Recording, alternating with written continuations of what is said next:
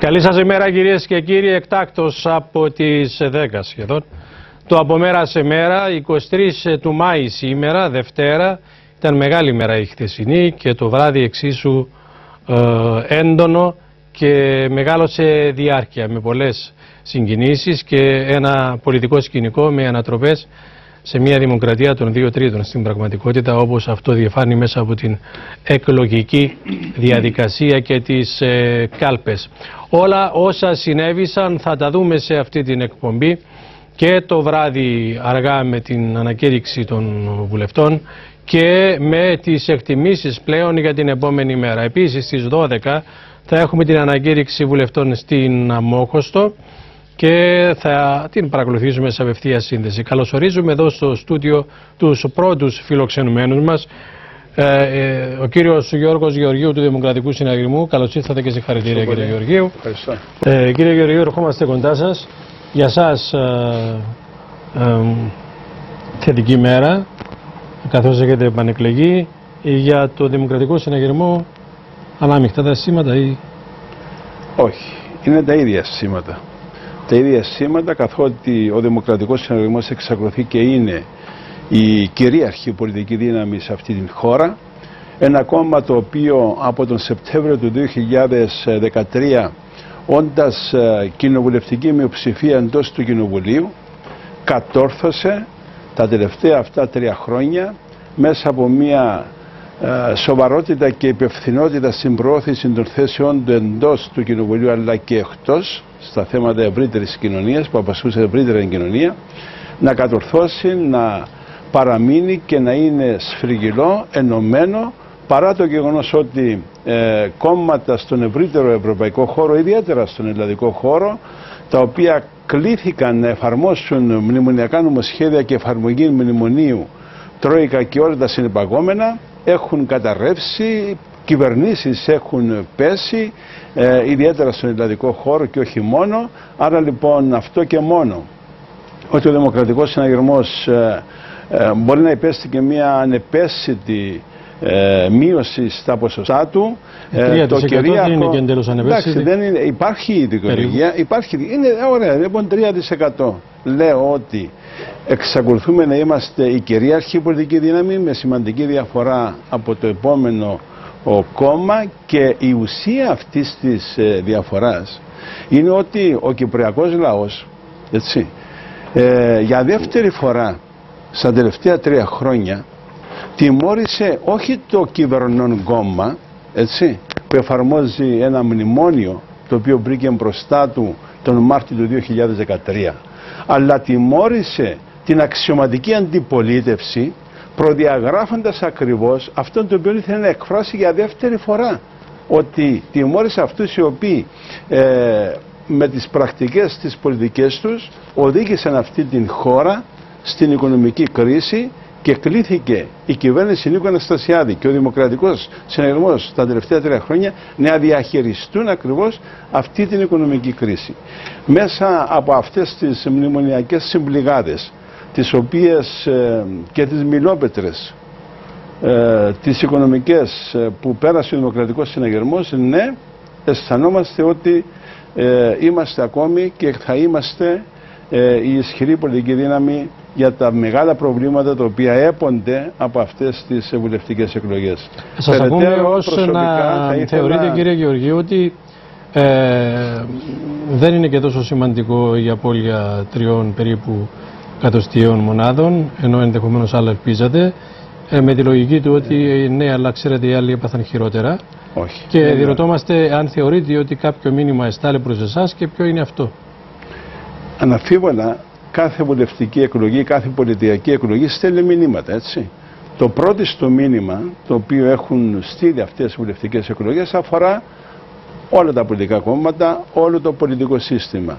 Και είναι το ριζωμένο πλέον φαινόμενο, το οποίο είναι πλέον ενδυμικό της αποχής και της απαξίωσης, στην οποία το 1/3 του πληθυσμού εκφράζει προς το πολιτικό σύστημα όπως αυτό σήμερα εκφράζεται με βάση τα ισχύοντα. Παράλληλα όμως, το 1/3, δηλαδή 1 στους 3 ψηφοφόρους, τίμησε τον Δημοκρατικό Συναγερμό. επαναλαμβάνω, παρά δεν είχαμε τάξει εμείς στόχο πρώτο πολιτικό κόμμα με 30, 35, 40% ως Δημοκρατικός Συναγερμός. Εμάς η θέση μας και η δουλειά την οποία αναπτύσσαμε συλλογικά ήταν να ισχυροποιήσουμε ακόμη περισσότερο τον Δημοκρατικό Συναγερμό. Και αυτό το έχουμε πετύχει. Τα αίτια της μείωσης αυτής η οποία έχει γίνει, υπάρχουν οι δικαιολογίες, υπάρχουν οι αναφορές και οι μελέτες από τον Δημοκρατικό Συναγερμό. Είχαμε προβλέψει αυτό το ενδεχόμενο, διότι λειτουργήσαμε ως μία ανασχετική δύναμη στην οργή, στην πικρία, στην απογοήτευση, στον θυμό των πολιτών της κοινωνίας από την προσπάθεια την οποία καλόπιστα και ενσυνείδητα κάναμε αυτά τα τελευταία χρόνια, ιεραρχώντας το εθνικό συμφέρον και τον στόχο να σώσουμε την οικονομία αυτής της χώρας, παρά το όποιον κομματικό και πολιτικό κόστος για τον Δημοκρατικό Συναγερμό, αλλά και για τους βουλευτές του, ιδιαίτερα προσωπικά για τον καθένα. Τον χαρακτηρισμό της κόφωσης δεν τον επιστρέφω σε εσάς προσωπικά, τον επιστρέφω στο κόμμα σας και στην ηγεσία του κόμματος σας. Διότι εσείς 24 ώρες μετά το αποτέλεσμα των βουλευτικών εκλογών έχετε βρει την πολιτική σας ακοή, και όχι μόνο εσείς, αλλά ακούω και άλλοι συναγωνιστές σας, από την εκκοφαντική ήττα την οποία υπέστη το κόμμα σας. Ο Δημοκρατικός Συναγερμός δεν πάσχει από κόφωση. Ο Δημοκρατικός Συναγερμός έχει δώσει δείγματα πολιτικής συνέπειας, σοβαρότητας και υπευθυνότητας με βάση τα όσα διαδραμάτισαν τα τελευταία 3 χρόνια και όχι μόνο στη 40χρονη διαχρονική πορεία από το 1976 μέχρι και σήμερα.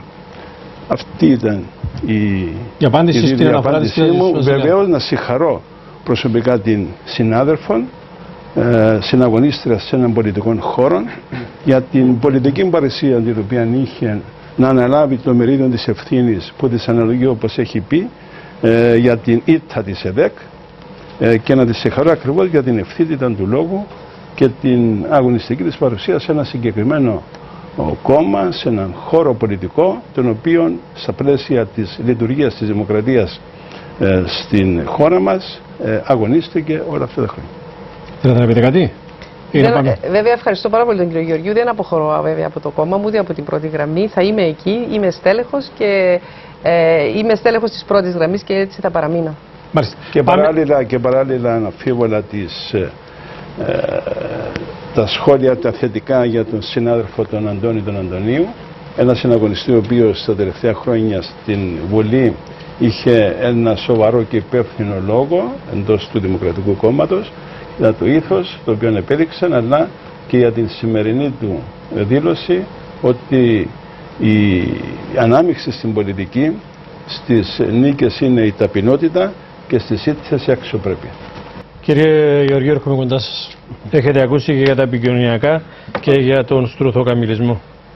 Έχουμε ακούσει και αναφορές για την περίοδο συμμορή του πολέμου, έχουμε ακούσει για την ΟΚΑΒΙΤ, έχουμε ακούσει για τον αρχηγό Διγενή, έχουμε ακούσει πάρα πολλά. Ας μας κρίνει ο κόσμος εάν είναι αυτά τα θέματα τα οποία μετεκλογικά απασχολούν τον κυπριακό λαό. Τώρα όσον αφορά το θέμα της συμμετοχής του ΕΛΑΜ στο Εθνικό Συμβούλιο, αφού έχουμε γεννητούργια όπως έχει αναφέρει ο συνάδελφος, πιστεύω ότι μετά την παρέλευση της λεχόνιας περίοδου από τα γεννητούργια, ο πρόεδρος Δημοκρατίας θα αποφασίσει τη σύνθεση του Εθνικού Συμβουλίου και τον τρόπο λειτουργίας του.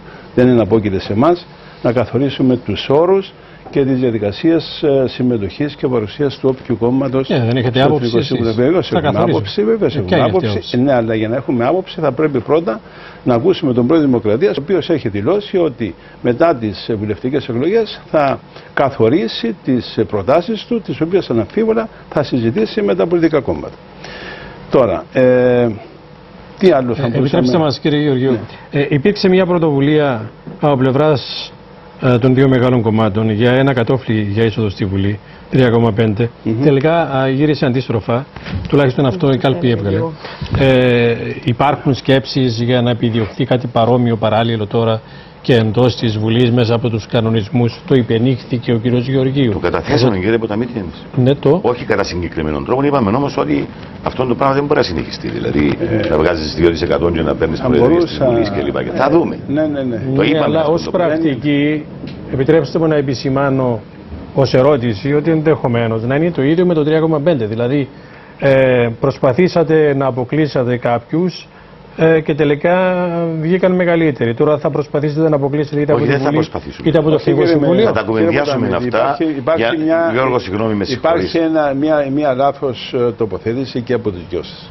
Μέλλον το σέβας.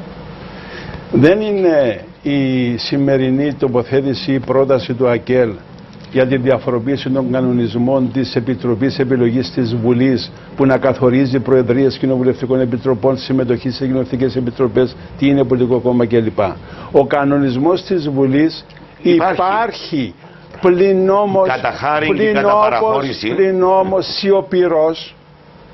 σιωπηρός το σύνολο των πολιτικών κομμάτων παραβιάσαμε αυτόν τον κανονισμό για να ικανοποιήσουμε όλες τις πολιτικές δυνάμεις τα τελευταία 15 χρόνια εντός της Βουλής. Και τώρα σκέφτεστε να σταματήσετε να τον παραβιάζετε. Σωστά. Αυτό λέχθηκε με την πρόταση του ΑΚΕΛ πριν από την διεξαγωγή των βουλευτικών εκλογών. Δεν σκέφτεστε επανάληψη του 3,5 ως πολιτική πρακτική? Όχι, απλώς αυτό το οποίο θα πρέπει να επανεξετάσουμε σίγουρα είναι την εφαρμογή. Όχι να επανεξετάσουμε, να διορθώσουμε την παραβίαση η οποία υπάρχει τα τελευταία 15 χρόνια, γιατί θέλαμε να ικανοποιήσουμε πολιτικά κόμματα. Είτε γιατί ήταν πολιτικά κόμματα τα οποία μας έδωσαν τις ψήφους τους για να εκλέξουμε τον πρόεδρο της Βουλής, τον προηγούμενο ή τον προπροηγούμενο, είτε για να έχουμε μια συμμαχία κοινοβουλευτική. Αυτά ήταν τα τερτύπια τα πολιτικά, τα οποία εφαρμόζαμε σαν πολιτικά κόμματα, και αυτό ήταν το λάθος μας. Σήμερα αυτό το θέμα θα πρέπει να εφαρμοστεί όπως είναι ο κανονισμός. Μάλιστα. Κύριε Γεωργίου, κατάληξη και από εσάς και αμέσως μετά ο βοηθός εφόρος εκλογής. Κύριε Ποταμίτη, τα φώτα του προεκλογικού αγώνα έχουν σβήσει. Οι φωνές του προεκλογικού λαϊκισμού και του ανέξοδου πατριωτισμού θα πρέπει να καταλαγιάσουν. Αυτόν το οποίο... Τώρα επιτρέψτε μου, διότι χρησιμοποιείτε κάποιες φράσεις. Ανέξοδος πατριωτισμός. Ναι, μπορεί κάποιος να συζητήσει τη θέση σας. Παρόλα αυτά υπάρχει μια καταγραφή μέσα από την κάλπη. Ένα σημαντικό ποσοστό σχετικά, που είναι από το 5 μέχρι 8%, έφυγε από τον χώρο των δύο μεγαλύτερων κομμάτων που έχουν μια...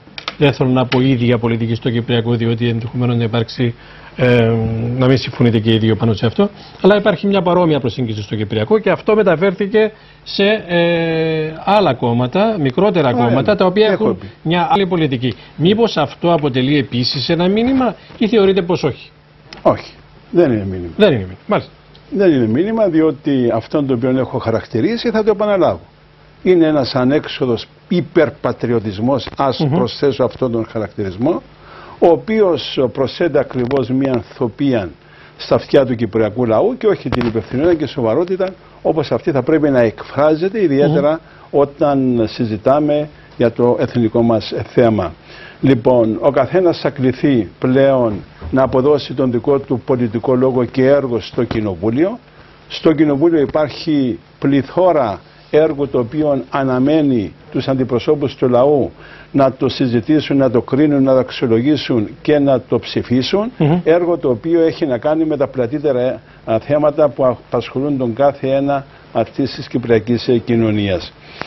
Εκεί θα κριθούμε απαξιαπαντές. Τώρα, όσον αφορά το θέμα, επειδή έχει γίνει αναφορά για το πόρισμα του φακέλου της Κύπρου, επειδή ήμουν ένας εκ των τριών που συμμετείχαμε στη συζήτηση για τον φάκελο της Κύπρου, ναι, θα πω ότι πήραμε εκείνη την απόφαση με κάποιες προδιαγραφές και βάσεις για το πώς έπρεπε να λειτουργήσουμε.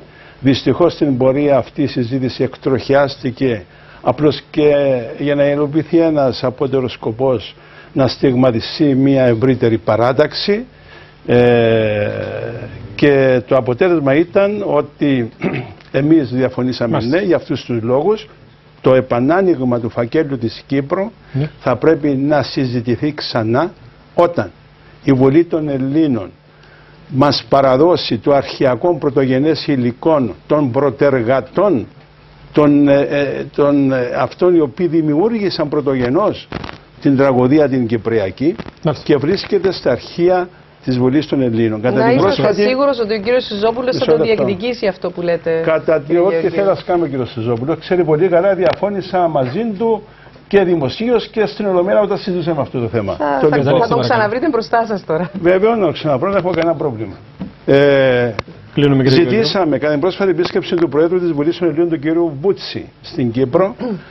Ο Πρόεδρος της Βουλής με ενημέρωσε ότι έδωσε προσωπική επιστολή στον Πρόεδρο της Βουλής των Ελλήνων, τον κ. Βούτση, να του παραδώσει η Βουλή των Ελλήνων όλων των αρχαιακών υλικών.